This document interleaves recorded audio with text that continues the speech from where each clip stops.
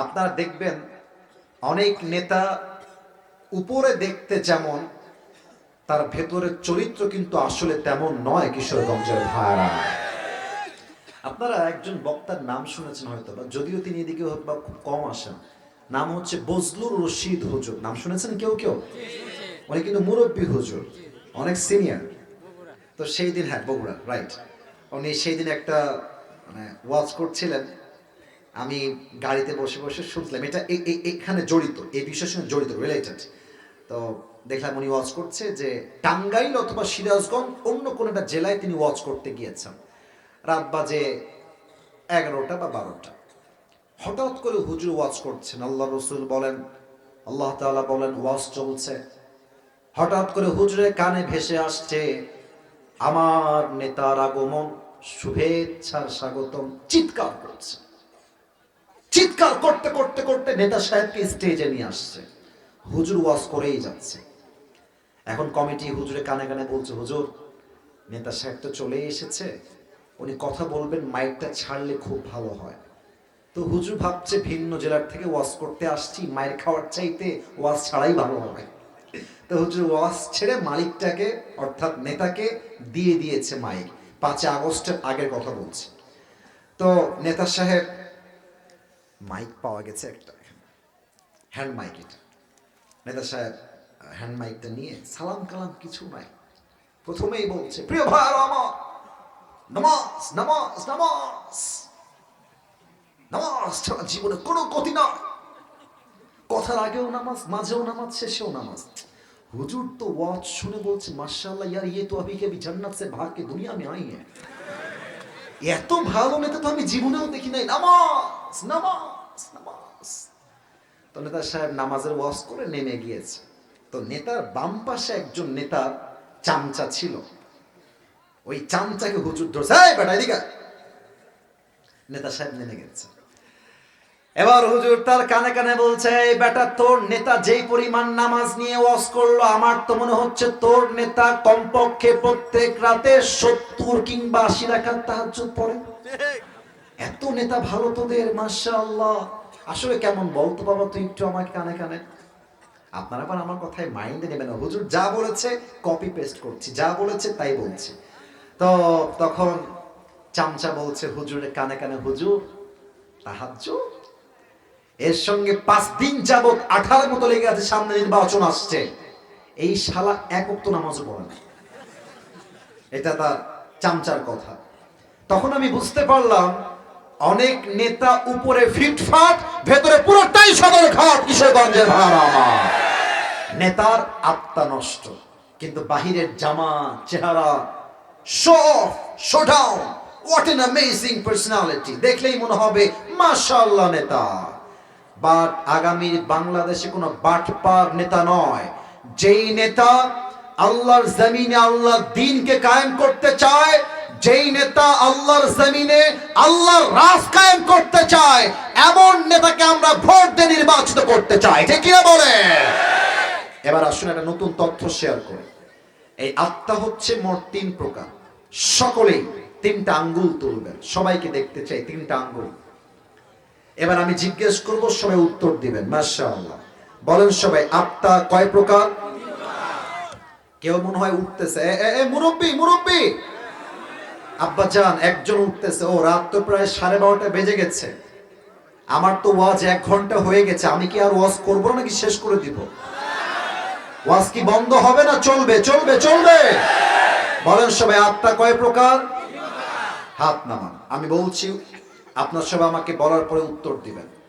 আচ্ছা, আমার কিন্তু নিয়ম হচ্ছে, এই যে জাহাঙ্গীর ভাই জানেন, আমার এই যে ভাই আমাকে চেনে, তিনিও জানেন, সব জায়গায় নিয়ম হচ্ছে 1 ঘন্টা। তবে কিশোরগঞ্জে আজকে বিকালবেলা একটা মাহফিল ছিল, সেখানেও 1 ঘন্টার বেশি করেছি, আর এখানেও 1 ঘন্টার বেশি করতে চাই, কারণ সব জায়গায় নিয়ম দিয়ে নয়, মাঝে মাঝে ভালোবাসা দিয়েও তো হিসাব করতে হয় কিশোরগঞ্জের ভাই।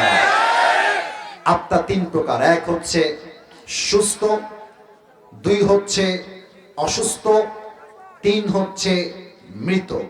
সুস্থ আত্মা কাকে বলে?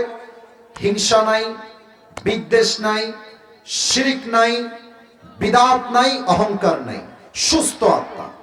আল্লাহ বলছেন ফালইয়াউমা লা ইয়ানফাউ মালু ওয়ালা বানুন ইল্লা মান আতাল্লাহা বিকলবিন সালিম। কিয়ামতের কঠিন ময়দানে ধন, সম্পদ, অর্থ, নাথিং উইল ওয়ার্ক দেয়ার, কোনো কিছুই কাজে আসবে না। সেই দিন যার আত্মা সুস্থ ছিল তাকে জান্নাত দিবে একজন। আওয়াজ দিয়ে বলেন সবাই, তিনি কে? আসলে কি জানেন, বাংলাদেশের মানুষের মধ্যে যেই পরিমাণ হিংসা আছে অন্য দেশে সেই পরিমাণ হিংসা নাই। তার প্রমাণ দেখেন। আপনারা সবাই তো শুনলেন মিজানুর রহমান আজহারি হুজুরের কথা। আমার মনে হয় এই মানুষটাকে নিয়ে যেই পরিমাণ ট্রল বাংলাদেশে হয়েছে, এই যে কয়েকদিন আগে দেখলাম, নেতার নাম বলতে চাই না, দল নিয়ে আমার কোনো মারামারি নাই, উনি বললেন যে কোথাকার কোন আজহার মাজহার, নামটা বলেই ফেলি। দুদু সাহেব, আপনি দুদু খান, আপনি মানুষ হন, আপনি দুদু খেয়ে মানুষ হন। আপনার মতো নেতা আজহারিকে সারা জীবন গালি দিল, আজহারির 2 পয়সা সম্মান কমবে না কিশোরগঞ্জের ভাইরা আমার। এত হিংসা করে কি লাভ? আপনারা হিংসা করতে করতে করতে আজকে আজহারিকে মাটির থেকে আকাশচুম্বী জনপ্রিয়তায় পৌঁছে দিয়েছেন, ঠিক কিনা বলেন? হিংসা করে লাভ নাই। যার সম্মান আল্লাহ বাড়াইতে চায় তার সম্মান কেউ আটকে রাখতে পারে না, ঠিক কিনা বলেন? এক হচ্ছে সুস্থ আত্মা, 2 হচ্ছে অসুস্থ আত্মা। এটা বোঝাবার জন্য আমাকে ঠান্ডা মাথায় কথা বলতে হবে, আপনাদের সবাইকে ঠান্ডা মাথায় শুনতে হবে। আমি কিছু প্রশ্ন করছি, বুঝে উত্তর দেন। আজকে কি বার? সোমবার। তাহলে দেখেছেন কত লম্বা ওয়াজ করছি আমি। রবিবারে ওয়াজ শুরু করেছিলাম, সোমবার হয়ে গেছে। বলেন সবাই মারহাবা। প্রিয় ভাইয়ারা, কত সাল আজকে? 2000 কত সাল? মাশাআল্লাহ। কিশোরগঞ্জের শহরে দেখলাম বিশাল বড় একটা মেডিকেল হসপিটাল, বিশাল বড় দেখলাম। আমাদের কিশোরগঞ্জে এখন মেডিকেল আছে, হসপিটাল আছে, ক্লিনিক আছে, ডাক্তারের চেম্বার আছে। এবং কিশোরগঞ্জ হচ্ছে ঢাকার একটা জেলা। ঢাকার মধ্যে ক্লিনিক, ডাক্তারের চেম্বার, মেডিকেল, হসপিটাল, কোনো অভাব নাই। এবার আপনি বলেন তো, আমি যদি আপনাকে 100 বছর আগে নিয়ে যাই, এই মুরব্বী যারা আছেন, মুরব্বী আব্বাজান যারা, একটু এই বিষয়টা বোঝেন, মুরব্বীরা যারা এসেছেন 100 বছর আগে, তখন কি এখনকার মতো মেডিকেল, চেম্বার, হসপিটাল, ক্লিনিক ছিল না কবিরাজ ছিল? উত্তরটা দেন না। তখন কি ছিল? কবিরাজ। তো মনে করেন এই গ্রামের নাম কি ভাই? এই গ্রামের নাম লাখপুর। ওই যে ওখান থেকে হেঁটে হেঁটে আসলাম, দেখলাম ওই পাশের রাস্তায় অনেক গাছ গাছালি, বাগান। তো মনে করেন 1925 সালে আমি আসিফ হুজুর এই লাখপুরে ওয়াজ করতে আসছি। 1925 সাল। ইট হ্যাজ বিন 100 ইয়ার্স, 100 বছর হয়ে গেছে। তো আমি ওয়াজ করতে এসেছি বিকালবেলা, রাতের বেলা আমার ওয়াজ। তো ভাবছি বাড়িতে বসে বসে কি করব, একটু হেঁটে আসি, করিমগঞ্জটা দেখে আসি। তো রাস্তা দিয়ে হাঁটছি, বাগান দিয়ে জাস্ট একটু দাঁড়িয়েছি গাছের ঝোপের পাশে, পা দিয়ে দাঁড়িয়েছি, এমনি দাঁড়িয়ে আছি। হঠাৎ করে ঝোপ থেকে একটা সাপ বের হয়ে আমার পায়ে একটা ছোবল দিয়েছে। সাপের বিষ আমার দেহের মধ্যে ঢুকে গিয়েছে। কমিটির ভাইয়েরা পেরেশান হয়ে গিয়েছে, হুজুর তো আজকে রাতের বেলায় ওয়াজ করবে, হুজুর সাপে কাটলো কেমন করে, জলদি নিয়ে দৌড়াও কবিরাজের কাছে। এই সবগুলো আমাকে নিয়ে গেছে কিশোরগঞ্জের সবচেয়ে বড় কবিরাজের কাছে। গিয়ে বলছে, দেখেন তো কবিরাজ সাহেব, আসিফ হুজুর ওয়াজ করতে এসেছিলেন, পায়ে কেটেছে সাপে। এখন তো অনেক মেশিন আছে বোঝার জন্য কোন সাপ বিষটা আদৌ শক্তিশালী না দুর্বল। তখন তো কোনো মেশিন ছিল না। তখন কি ছিল বোঝেন? প্রত্যেকটা কবিরাজের কাছে যদি সাপে কাটলে কেউ যেত, কবিরাজ একটা পিরিচ রাখতেন, বাটি।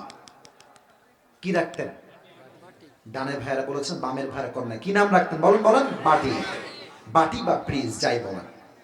তো বাটির একদিকে মরিচ রাখতেন, আর একদিকে লবণ রাখতেন। তো যাকে সাপে কেটেছে তাকে বলতেন, এদিকে আসো, জিহবা বের কর। জিহবা বের করতো। কবিরাজ সাহেব মরিচটা নিয়ে এখানে জিহবায় এই জায়গায় দিতেন আর বলতেন, ভাই মরিচের স্বাদটা কেমন লাগে আপনার, জিজ্ঞেস করতেন। যখন প্রবেশ করে মানুষের দেহের প্রথম ক্ষতি হয়, জিহ্বার স্বাদ মরে যায়, কোনটা মিষ্টি কোনটা টক কোনটা ঝাল তখন আর বুঝে আসে না। ঠিক আল্লাহর হাবিব বলেছেন, মানুষের জীবনে সবচাইতে বড় বিষাক্ত সাপের নাম হলো শয়তান। এত আস্তে ঠিক বললেন কেন? সাপে ছোবল দিলে জিহ্বার স্বাদ নষ্ট হয়ে যায়, আর শয়তান ওয়াসওয়াসায় ফেললে ইমানের স্বাদ নষ্ট হয়ে যায়। তখন বোরকা পড়তেও ভাল লাগে, পার্কে গিয়ে প্রেম করতেও ভাল লাগে। এই কথা বুঝলে বুঝপাতা, না বুঝলে